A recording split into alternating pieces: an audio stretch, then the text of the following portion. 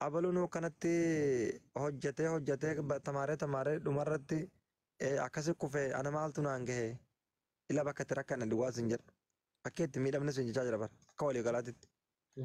Abaluun waan fiden qabu hangas deemee sun biyyuma arabaa deemeetuma re'ee hoolaa eegaa jira. Ana maaltu naan gahe ka jedhu tokko barnoota irraallee ijoollee fagaataa jirti dhugaa sin jira obsa haalli nageenyaati wajjin tokko gaafa barnoota barattee Video namni banuu hangasii ergam. ni mijataa video banuudhaaf.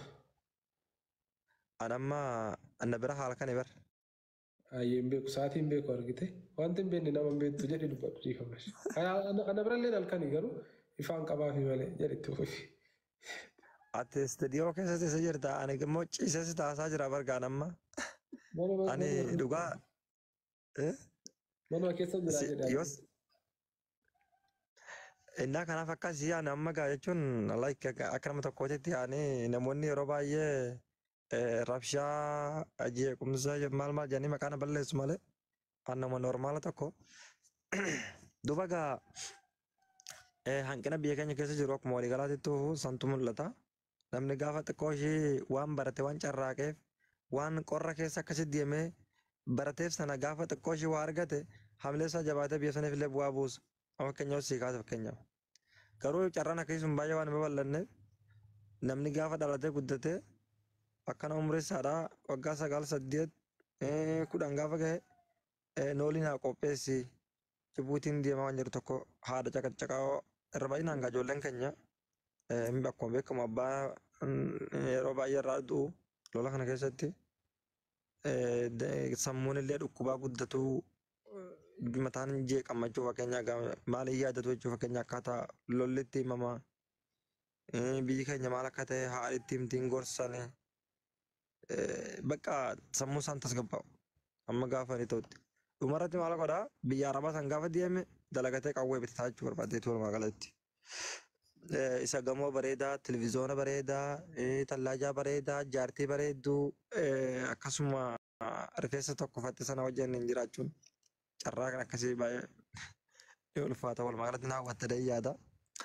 Anyway maal jechuu barbaadeeti nuti umurii keenya waraqaa irratti lakkaa'uu osoo hin taane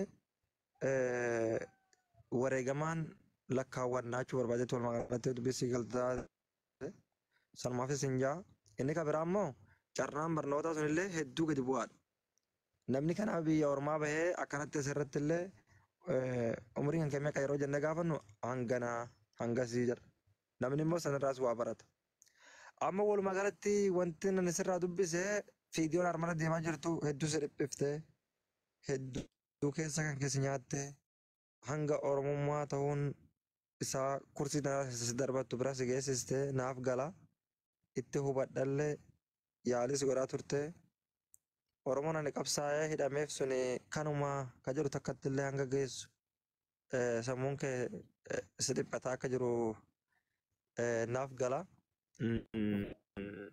Kun obsaa sana osoo hin taane obsaadhuma sana haa ta'u malee keessa isaa jeequmsa waan kaasaa jiruuf jeequmsa amma fakkeenyaa waan jedhu namni tokko sammuu isaan tasgabbaa'e yoo firiin ta'in hangam hirriibee akka namatti ta'uun beekama. Walumaa galatti rakkoon uumamee jira rakkoon uumamee jira. Rakkoo uumame kana keessatti furmaanni maal ta'uu qaba jennee yoo laalle obsaa bara dhugaan jibbame keessa jirra. Akka malee amma fakkeenyaaf bara dhugaan jibbame gaafa siin jedhu obsaan kun osuma dhugaa qabu obsaan kun dhugaa hin qabu hin sobaa yookaan kun oromoo miti jedhu ani jecha akkasii jedhu santu xiqqoo ishee nutti babal'ataa jira.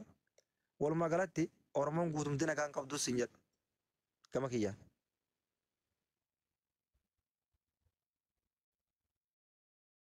Sagaleen kee cufame.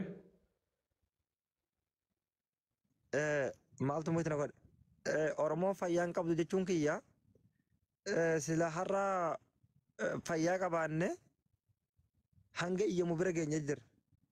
Amante amanu baatte namni tokko gaafa wayitti seene akka waa balleessu hin beekne nama waa balleessuun maa balleessitaa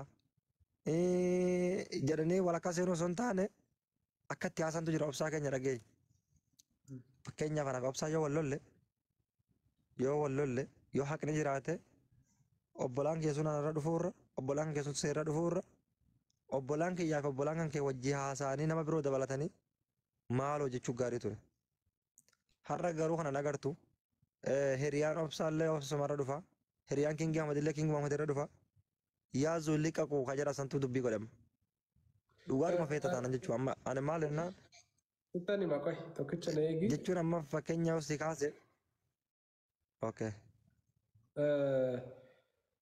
Ati dhufuu keetiin dura ani callisee man seenee jaal wayyaa kan jedhamu nama jabaadha garuu Oromoodha muka qottooti inni akkasitti muka qottoo ture duraan jechuudha akkasittiin ofitti galagalee ofitti of mura sanii booddee maal jettedhani bosonni kan qottootu hin taane kan muka qottootu nu dhibe ka jedhu sanatu jira jechuudha.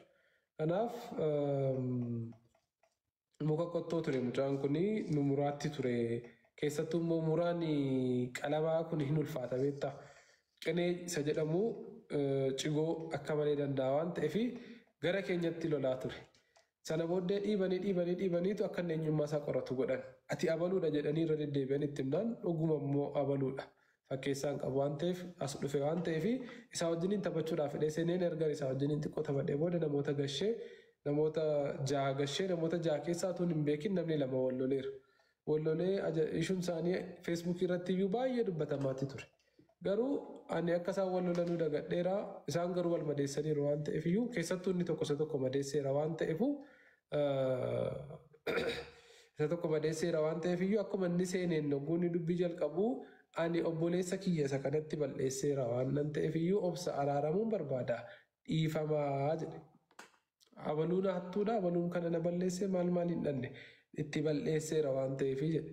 Sana booddee mucaan rakkoo hin qabu durasii wal hubannaa dhabaanii yaada jedhuu fi calliseenuma darbee erga dubbannee tarmii lammaffaan dhufe booda dhuguma dhiifama gooteefi jennaan erga jettanii jedhee kana na goote tasuun gaarii hin turre jennaan hunda isaatiif iyyuu itti gaafatamummaan fudhaa na of galchi jedheetu deeme jechuudha. Maal sin jechuu barbaadee tana sitti fakkaate dubbiin akkuma abbaan godhe taati. Yoo hammeessite baay'ee hammaatti yoo haafu jette achumatti hafti. Amma kan nu rakkisaatti jiru situ dhufe malee ani callisee nama waa'ee dhuunfaa keenyaa dubbachuuf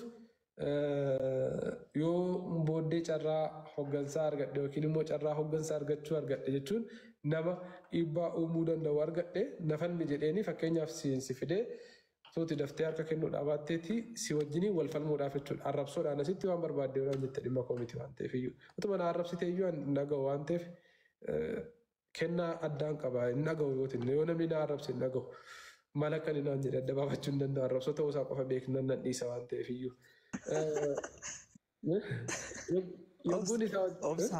Obsa barate ati bar sirriitti nan beektu amma fakkeenyaan amma bakka lola lamuuttis lolaaf jira.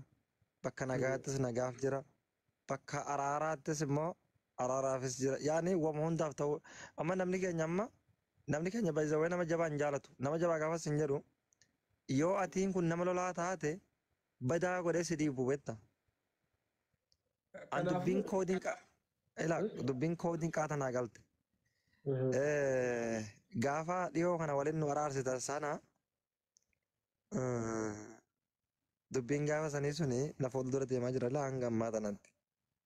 Maaltu taamaa ture yoo jenne obsaa yoo gara tokkotti mure obsaan abaluuf loogee yoo gara kanatti mure obsaan kanaaf loogee waan jedhamu tokkotu gaafa sanatti mul'ataa ture.